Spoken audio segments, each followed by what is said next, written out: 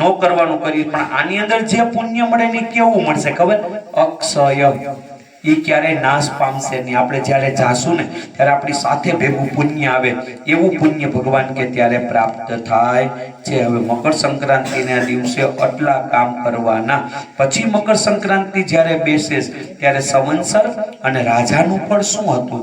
તો કે વિક્રમ સંવત 2082 પિંગલ નામના સંવત્સરની અંદર સૂર્ય સંક્રાંતિ, એમાં ધાન્યેશ બુધ, પશ્ચિમ ધાન્યેશ ચંદ્ર તથા નિર્શેષ ભગવાન ગુરુ, જેને જેને જે ખાતા સોંપ્યા હોય ને એની ઉપરથી કેવું ફળ મળી આપણને ખબર પડે. તો કે શું થશે? અનાજ અને કઠોળના ભાવમાં વધઘટ જોવા મળશે.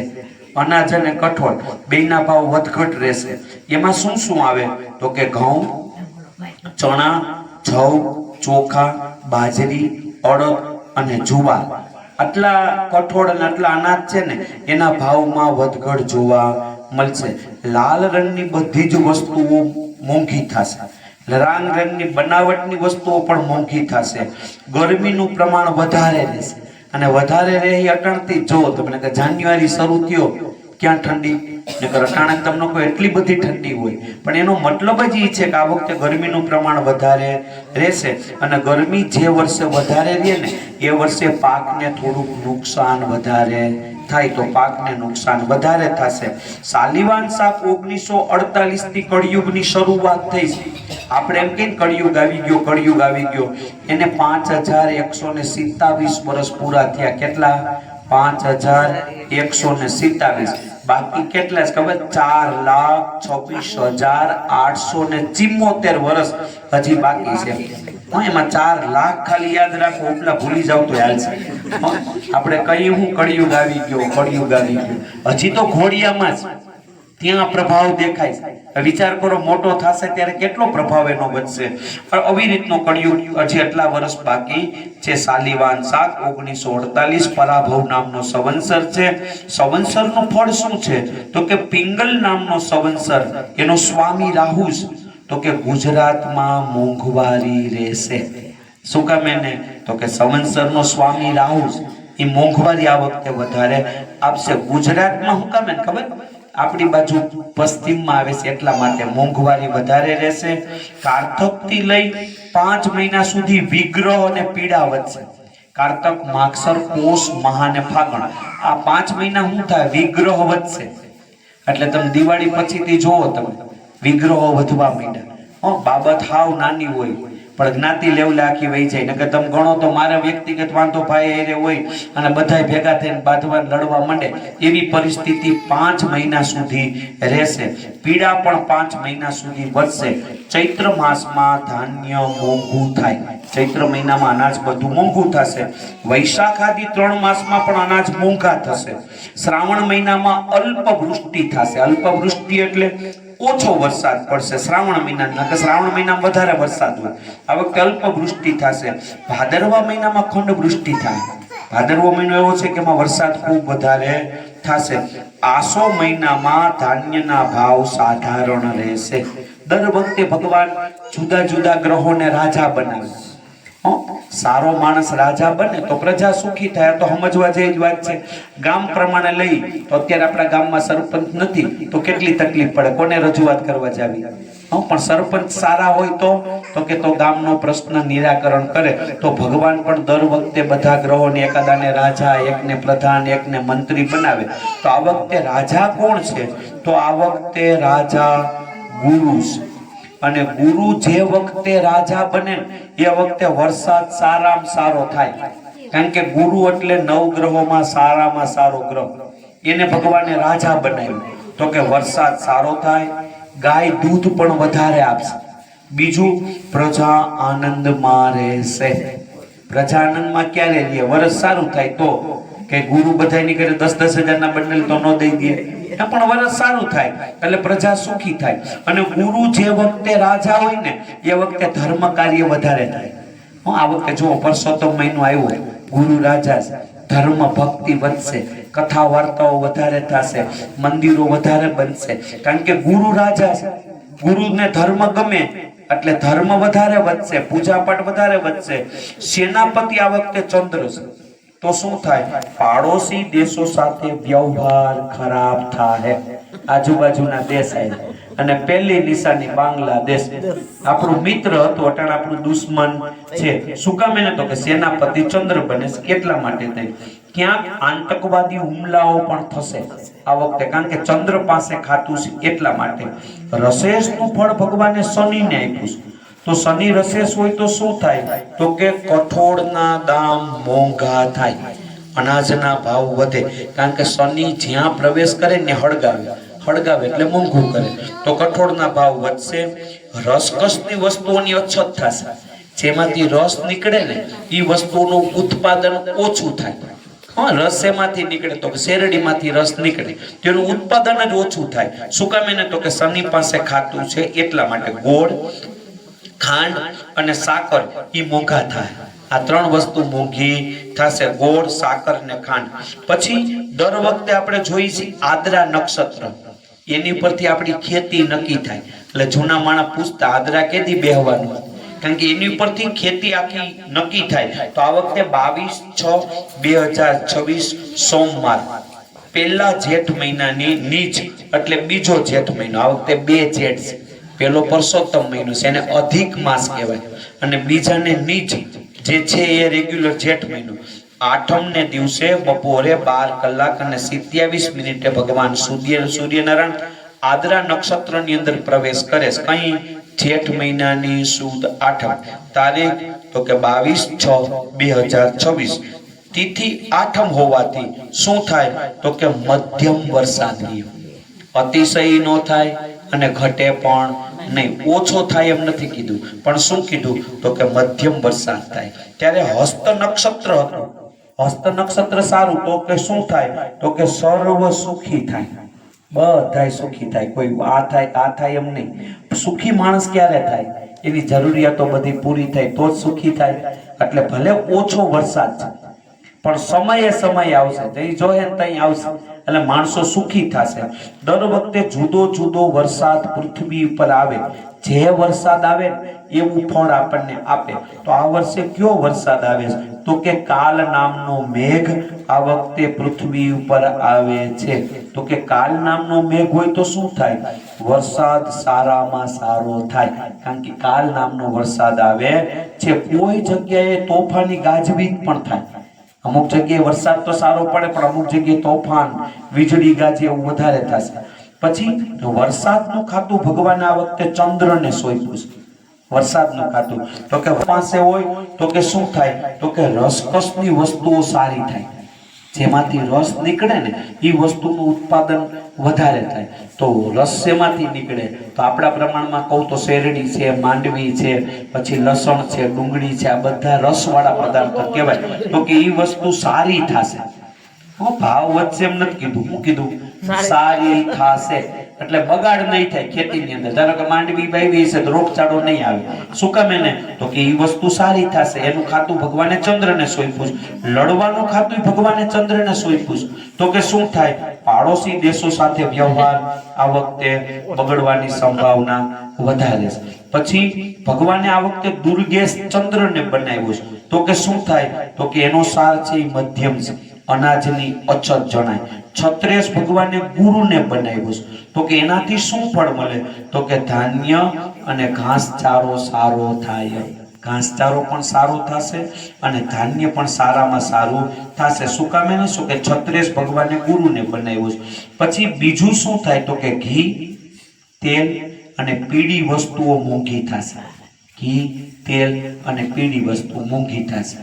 તેલ મોંઘું થાય એનો મતલબ સમજવાનો માંડવીના ભાવ સારા રહેશે તો તેલ મોંઘું થાય. એટલે ઘી, તેલ અને એ બધી જ વસ્તુઓ મોંઘી થશે. પછી ભગવાન આગળ કહે છે કે વળી ધાન્ય ભગવાને બુધને બનાવ્યો છે. તો કે ધાન્યની વૃદ્ધિ થાય. ઘઉં, ચોખા, મગ અને મઠ એ સારા થાય. કેટલી વસ્તુ? ઘઉં, ચોખા, મગ, મઠ આ બધી વસ્તુ સારી થાય. એ સારી કઈ થાય? પાછળનું પાણી હોય તો. નકર કઈ ઘઉં પેલા તો વવાતા નથી. આ સારા થાય એનો મતલબ પાછલા વરસાદ સારા રહે એવું અનુમાન આપણે કરી શકીએ. ફળ અને ફૂલ પણ સારા થાય. વ્યાપારનું ખાતું ભગવાને શનિને સોંપ્યું. તમામ ખાદ્ય પદાર્થો મોંઘા થાય. જે ખાઈ શકાય ને એ બધું મોંઘું થાય, કારણ કે એનું ખાતું ભગવાનને શનિને સોંપ્યું છે. પછી ફળના પાકને નુકસાન થાય, જે ફળ વાવતા હશે ને એ પાકને થોડુંક નુકસાન થાય. દર વખતે જુદો જુદો નાગ પૃથ્વી પર રહેવા માટે આવે. આ વખતે તક્ષક નામના નાગ પૃથ્વી પર આવે છે. તો કે શું ફળ આપે? તો કે વરસાદ સારામાં સારો થશે, કારણ કે તક્ષક નામના નાગ પૃથ્વી પર, નાગના 9 પ્રકાર, 9 કુલના 9 નાગ હોય, એમાં આ વખતે તક્ષક નામના નાગ આવે. વરસાદ સારો થાય, પૃથ્વી કંપાયમાન થાય, એટલે ભૂકંપ ના ઝટકાઓ વધારે જોવા મળશે. પછી વરસાદનું નિવાસ, દર વખતે વરસાદ જુદા જુદા ઘરે રહેવા માટે જાય, જ્યાં રહેવા જાય ને એવું ફળ આપે. ધારો કે ધોબીની ઘરે જ્યારે રહેવા જાય ત્યારે ધોઈ નાખે, માડીની ઘરે આપે તો માપસર આવે. આવી રીતે આ વખતે કોની ઘરે રહેવા જાય? તો આ વખતે વરસાદ માડીના ઘરે રહેવા માટે જાય છે. માડી એટલે ફૂલ ઝાડની ખેતી કરતા હોય ને એને માડી કહેવાય. અને એ કઈ રીતે પાણી પાતા હોય? ક્યારેક તમે જોજો, આપણી જે ફળિયામાં રોડમાં પાણી વહી ગયું હોય એમ એને પાણી ન હાલે, ફૂલ ઝાડને પાણી માપસર પાવું પડે. તો કે માડીની ઘરે હોય એ વર્ષે કેવો વરસાદ પડે? માપસર. કેવો પડે ખબર? જરૂર હોય તો પડે. સમજાણું તમને? મહિનો ખેંચી લે એમ નહીં, જરૂર પડી તો વરસાદ આવી જાય, જોઈએ એટલો આવે, વળી પાછો થઈ ગયો બંધ, કારણ કે માડીની ઘરે છે. પછી વરસાદનું મુખ્ય નક્ષત્ર કયું હોય? તો કે રોહિણી. ત્યાંથી વરસાદના નક્ષત્રને આપણે એને રોહિણી કહીએ આપણી ભાષા. એ રોહિણી ક્યાં બેઠું છે ને એની ઉપર ચોમાસું નક્કી થાય. તો રોહિણી નક્ષત્ર સમુદ્રની અંદર જ બેઠું છે, એટલે આ વખતે વરસાદ સારામાં સારો થાય. શું કામ? એને પોતે જ દરિયાની અંદર બેઠું છે, એટલે વરસાદ ઘટે નહીં. પણ પશુઓને તકલીફ ઈ વર્ષે વધારે પડે, પશુને તકલીફ વધારે. દર વખતે આપણે 4 સ્તંભ વાંચતા હોય. 4 સ્તંભ ક્યાં હોય? તો કે પેલો જળ એટલે પાણી નો હોય, બીજો તૃણ એટલે ઘાસચારાનો હોય, ત્રીજો વાયુનો હોય અને ચોથો અનાજનો હોય. આ 4 સ્તંભ આપણે દર વખતે વાંચતા હોઈએ છીએ. 4 પૂરા દેખાય ને તો 100% વરસ, 3 દેખાય તો 75, 2 એ 50, 1 એ 25. તો પેલો સ્તંભ કયો હોય? તો કે જળ, પાણી. આ જળનો સ્તંભ છે ને એ કઈ રીતે નક્કી થાય? આ સ્તંભ એટલે આપણો સ્તંભ ઊભો કરીએ દેવનો, એ રીતનો સ્તંભ નથી. ચૈત્ર મહિનાની એકમે જોઈ લેવાનું, ઘરે જઈને કેલેન્ડર તમે ખોલીને જોઈ લેજો. ચૈત્ર મહિનાની એકમને દિવસે રેવતી નક્ષત્ર જો હોય ને તો પાણીનો સ્તંભ હોય, રેવતી નક્ષત્ર ન હોય તો પાણીનો સ્તંભ હોય નહીં. તો આ વખતે રેવતી નક્ષત્ર મળતું નથી, એટલે પાણીનો સ્તંભ મળતો નથી. એટલે એક સ્તંભ પૂરો ઘટી ગયો, 75 પૂગી ગયા. બીજો સ્તંભ આવ્યો તૃણ, ઘાસચારાનો સ્તંભ. ઈ કઈ રીતે નક્કી થાય? તો કે વૈશાખ મહિનાના એકમને દિવસે જો ભરણી નક્ષત્ર હોય ને તો ઈ તૃણનો સ્તંભ મળે. આ વખતે ભરણી નક્ષત્ર છે ખરું, પણ આંશિક છે. આંશિક એટલે મહેમાનની જેમ, અમુક મહેમાન જમવા રોકાય, અમુક ચા પીને વહી જાય. ચા પીને ગયા એ કેમ કહેવાય? તો કે આંશિક રોકાણ. એમાં છે ને નક્ષત્ર મળ્યું ખરું, પણ કેટલું થોડું. જ્યારે કોઈ વૈશાખ મહિનાની એકમને દિવસે હવારમાંથી એકમ બેઠી, પણ ભરણી નક્ષત્ર બપોર પછી બેઠું, એટલે બેયનું ઝાઝી ઘડી રહેવાનું ભેગું થયું નહીં, આંશિક મળ્યું. પછી તો કે ત્રીજો વાયુનો સ્તંભ, એ જેઠ મહિનાની એકમને દિવસે વૃક્ષિસ નક્ષત્ર હોવું જોઈએ તો એ સ્તંભ મળે. આ વખતે તમે ઘરે જઈને કેલેન્ડરમાં જોઈ લેજો, જેઠ મહિનાની એકમને દિવસે વૃક્ષિસ નક્ષત્ર છે પૂરેપૂરું, એટલે વાયુનો સ્તંભ મળે છે. છેલ્લો સ્તંભ આવ્યો કયો? ચોથો સ્તંભ તો કે અનાજનો સ્તંભ છે. ઈ મહિનો આવ્યો અષાઢ, ચૈત્ર, વૈશાખ, જેઠ અને અષાઢ. અષાઢ મહિનાની એકમને દિવસે જો પુનર્વસુ નક્ષત્ર હોય તો પૂરેપૂરો સ્તંભ મળે. પણ આ વખતે ઈ કઈ રીતે છે? આંશિક. ચાપી કેમ વહી જાય એમ આંશિક મળ્યું, એટલે અનાજનો સ્તંભ પણ આંશિક મળે છે. તો 2 સ્તંભ આંશિક, 1 પૂરો, એટલે કેટલા ટકા વરસ થાય? તો કે 50% વરસ સારું રહે એવો અંદાજ છે. એટલે નબળું ન ગણાય અને બહુ સારું પણ ગણાય નહીં, પણ વાંધાજનક સ્થિતિમાં અટાણે છે નહીં. પણ પછી આપણે દુઃખી થવું એક વાત અલગ છે. અટાણે અમુક મને અટાણથી હું કે ખબર, ઓહો તો બહુ ગરમી પડશે, મરી જાઉં, પણ હજી અટાણે તો શિયાળો છે જ નહીં. તો શિયાળાનો આનંદ લઈ લેવાય ને, ઉનાળો આવે તઈની વાત તઈ. એટલે જી વરસ કેવું થાય તો ઠાકોરજીના હાથમાં આના પા. અને ત્યાં પછી આપણા હાથમાં રહે થોડું નક્કી હે. એને લઈ લેવું હશે તો 1 મિનિટ થવા દે, અને નહીં લેવું હોય તો ગમે ત્યાંથી આપશે. એટલે 50% વરસ ગણાય. ઉપાધિ કે ચિંતા કરવા જેવું છે નહીં. છેલ્લું આપણે 2 વસ્તુ વાંચીને દર વખતે પૂરું કરીએ છીએ. એમાં 2 વસ્તુ કઈ વાંચીએ તો કે પનોતી અને આવક જાવક. એ આપણું લાસ્ટ સેશન હોય, છેલ્લું સેશન. આ પૂરું થાય એટલે આપણે આપણું અહીં પૂર્ણ કરશું. આ કેવું શું કામે પડે ખબર તો પડે ને, કઈ છેડો આવવાનો છે. એટલે કઈ રીતનું બગાસા ખાવા, કેટલી ઘડી ખાવા, કઈ બે. હવે ટૂંકમાં અંદાજિત 5 થી 10 મિનિટ છેડો આવી ગયો છે. તો પહેલા આપણે પનોતી વાંચીએ. નાની અને મોટી 2 પનોતી હોય છે. હજી થોડુંક નડે છે આ, નકર આપણે ઘણું આમાં થઈ શકે. નાની મોટી 2 પનોતી છે. આમાં પહેલી નાની પનોતી કોને બેસે છે તો કે સિંહ રાશિ વાળાને. સિંહમાં આવે મરચાનું મ અને ટપાલનો ટ. મ ટ. સિંહ રાશિ. એને લોઢાના પાયે પનોતી બેઠી છે. એટલે લોઢાના પાયે પનોતી બેઠી ખરાબ ગણાય. ખરાબમાં શું રીએ ખબર? શ્રમ વધારે રીએ, મહેનત વધારે રીએ, ચિંતા રીએ કે જાવક વધારે, એવું કઈ બહુ ગંભીરતા ન લેતા. પણ કામ વધારે રહેશે. બીજી નાની પનોતી ધન રાશિ વાળાને છે. ધનમાં આવે ભમેડાનો ભ, ધજાનો ધ અને ફાનસનો ફ. ભ ધ ફ. આમાં ચોથો અક્ષર હોય ઢગલાનો ઢ, પણ એ ઉપર કોઈ આપણે નામ પાડતા નથી. એટલે ભ ધ અને ફ આ 3 ઉપર જેનું નામ હોય એને લોઢાના પાયે. સિંહવાળાની જેમ જ 2 પાડોશી હાવ આને બેને એક જ હરખું, એને પણ શ્રમ મહેનત વધારે રહેશે. હવે મોટી પનોતી 3 રાશિ વાળાને. આ નાની. નાનીનો ગાળો 2.5 વર્ષનો હોય એટલે પતી જાય. પણ મોટી પનોતી સંપૂર્ણ ચાલે 7.5 વર્ષ સુધી આયલા. એમાં અમુકને પહેલો તબક્કો હોય, અમુકને બીજો હોય, અમુકને પૂરી થવાની તૈયારીમાં હોય. તો પહેલો તબક્કો કોને છે, છેલ્લો કોને છે તો કે મોટી પનોતી પહેલી કુંભ રાશિ વાળાને છે. કુંભમાં આવે ગણપતિના ગ. ગ ઉપર જેનું નામ હોય. અને સમાં 3 સ. સસલાનો, ફાડિયો, સીસીનો 3 ગ સ. એને પનોતીનો છેલ્લો તબક્કો પૂરી થાય છે. પણ પૂરી થતી હોય ને પનોતી પગેથી થઈને નીકળે. એટલે જીવનમાં કંઈક નવું શીખડાવી જ જાય. પણ એ શીખડાવે કઈ ખબર? ઠોકર ખાય.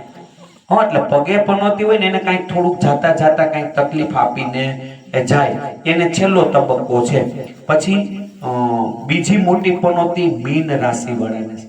મીન એટલે પોતાની સ્વજ રાશિની અંદર શનિ મહારાજ બેઠા છે આ પનોતીમાં. એને બીજો તબક્કો છે. 2.5 પૂરા થઈ ગયા, બીજા 2.5 શરૂ થયા. પણ ઈ સોનાના પાયે પનોતી બેઠી. ઓમ હોનું સારું ઘરમાં પડ્યું હોય તો, પણ પનોતીમાં સારું નહીં. ચિંતા વધારે અપાવે, ઉપાધિ વધારે કરાવે, નુકસાની તકલીફ વધારે આપે. કોને? મીન. દડાનો દ, ચકલીનો ચ, થાળીનો થ, દ ચ થ. આમાં ચોથો અક્ષર હોય ઝબલાનો ઝ, પણ એ આપણે ઓછા નામ હોય છે. એટલે દ ચ અને થ એને પોતાની જ રાશિમાં બેઠી છે. એટલે ચિંતા તકલીફ વધારે રહેશે. છેલ્લી મોટી પનોતી મેષ રાશિ વાળા. મેષમાં આવે અ લ ઈ. અ લ ઈ. મેષ રાશિ. એને પનોતી શરૂ થઈ ઝોણથી છે. પહેલો તબક્કો છે. પણ પહેલો તબક્કો માથા ઉપર બે. માથા ઉપર બેન એટલે લોઢાના પાયે બેસે. એને પણ શ્રમ વધારે રે. કોને? અ લ ને ઈ. મેષ રાશિ વાળાને પણ પનોતી મોટી બેઠી છે. બીજી 7 રાશિ વૈધી 5 પૂરી થઈ. એને પનોતી સાથે વ્યવહાર જ નથી. વ્યવહાર નથી સમજો ને તમે. એમ રાહ જો કે અમારે નામ આવશે કે નહીં, પણ એને વ્યવહાર નથી. વ્યવહાર ન હોય ને એટલે આમંત્રણ આપણી ઘરે એકેય ન આવે. સારું કે ખરાબ કઈ આવે, કારણ કે વ્યવહાર જ નથી. એટલે 5 રાશિ વાળાને પનોતી છે. પનોતી જેને બેઠી છે ને એને નિયમ એવું છે, તમને ખબર પડી ગઈ કે પનોતી છે એટલે વધારે નડશે. રોગ જેવું છે. ડાયાબિટીસ ન હોય ને તમે કદાચ ગરમ ગળ્યો ચા પી લીધો હોય તો આપણે અસર ન કરે, પણ ખબર પડી ગઈ એમ પનોતી નથી ને એને બહુ ડિસ્ટર્બ ન કરવા. ઘરે જઈને વળી કેવો તમે તો હું ભૂતા છું અને તમારે તો પનોતી, એને શાંતિ લેવા દો. પણ પનોતીનું નિવારણ પણ આપણા ઋષિ મુનિઓએ આપ્યું છે. તો પહેલું નિવારણ એ છે કે શનિ છે ને એને નીતિ ગમે, ધર્મ ગમે. જેને પનોતી બેઠી હોય ને એને કહેવાનું કે નીતિના માર્ગે હાલજો. એટલે શનિ ખૂબ સારું ફળ આપશે.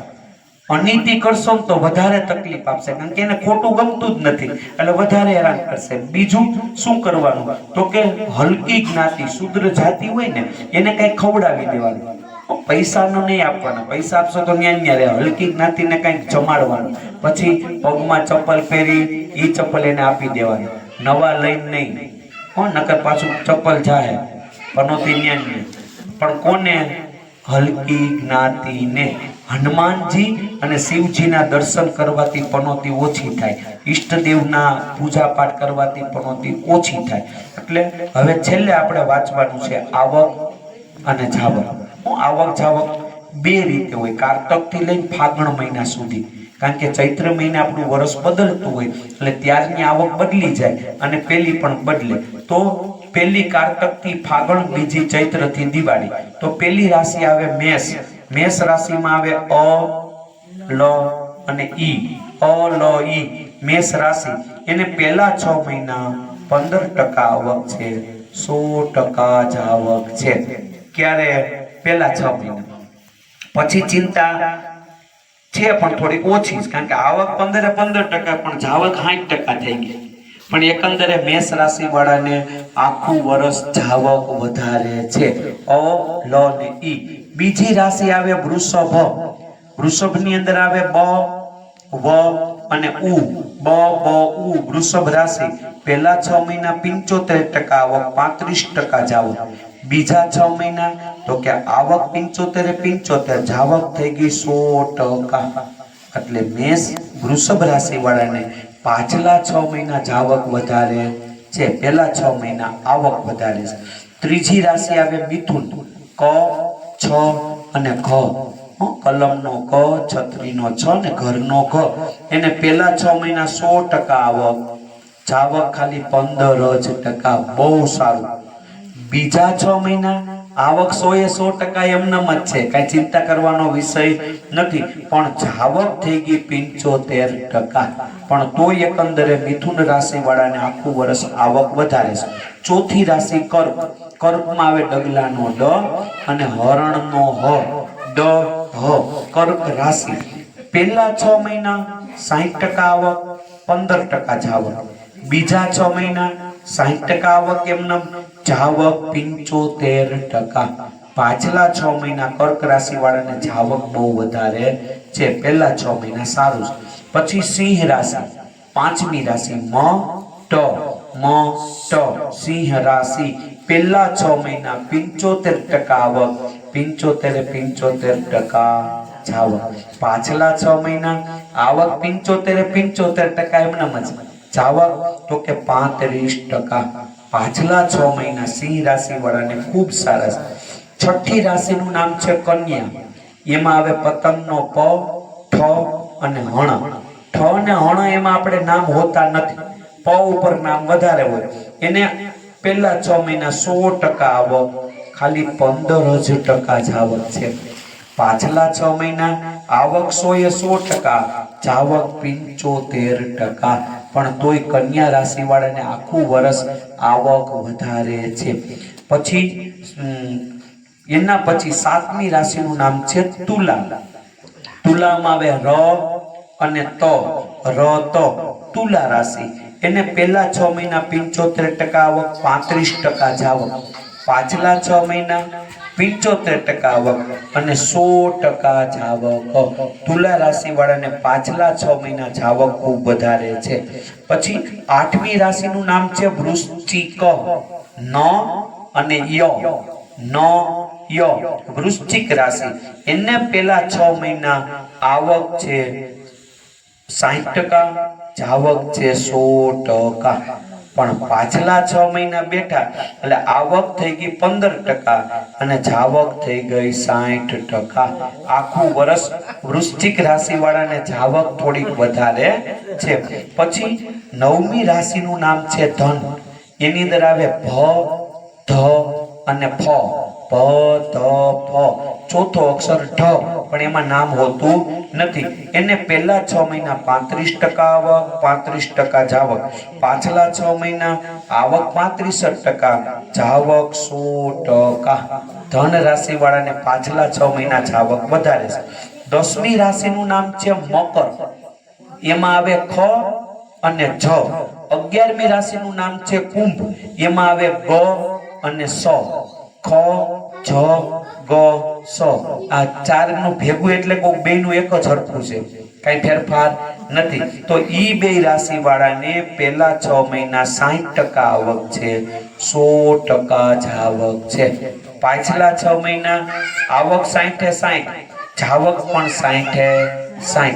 તો એકંદરે પાછલા 6 મહિના હારા કહેવાય આગલા મહિના કરતા. કોને? ખ જ ગ અને સ. છેલ્લી 12મી રાશિનું નામ છે મીન, છેલ્લી રાશિ. એમાં દ, ચ, થ અને ઝબલાનો ઝ, દ, ચ, થ અને ઝ, એને કહેવાય મીન રાશિ. એને પહેલા 6 મહિના 35% આવક, 35% જાવક. પાછલા 6 મહિના આવક 35%, જાવક 100%. રાશિ વાળાને પાછલા 6 મહિના જાવક વધારે છે. આમાં બધાની રાશિ આવી ગઈ છે. કોઈ કદાચ ન સમજાણું હોય, બાકી હોય તો મને પછી પૂછી લેજો, પણ કોઈ બાકી છે નહીં. કૃષ્ણ કનૈયા લાલ કી જય, ગિરિરાજ ધરણ કી જય, દ્વારકાધીશ કી, બાલકૃષ્ણ ભગવાન કી જય, શ્રી શ્યામ સુંદર યमुने महारानी की, श्री वल्लभाधीश की. नमः पार्वती पतये, हर हर महादेव.